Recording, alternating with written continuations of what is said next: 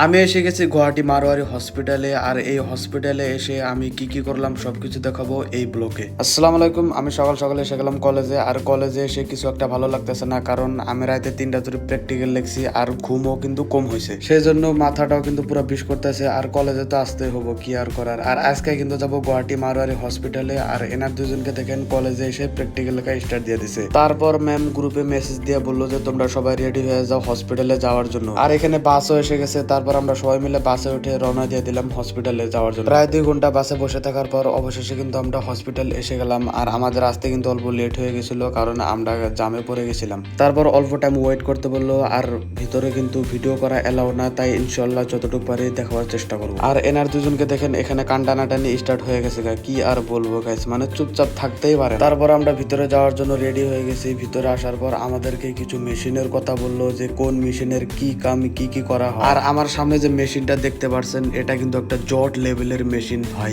একদম কিন্তু অসাধারণ। আমি কিন্তু এরকম মেশিন কোনো দিনও দেখি নাই ভাই। আর এই মেশিনটার নাম হলো বিট্রোস 5600। আর এটা কিন্তু বায়োকেমিস্ট্রি মেশিন। আর এখানে কিন্তু বায়োকেমিস্ট্রি অল অ্যাবাউট টেস্ট কিন্তু করা হয়। আর এটা কিন্তু একটা ফুললি অটোমেটিক ভাই। তারপর আমরা ব্লাড ব্যাংকিং এর ওইখানেও গিয়েছিলাম, ওইখানেও কিন্তু আমরা বহুত কিছু শিখছি।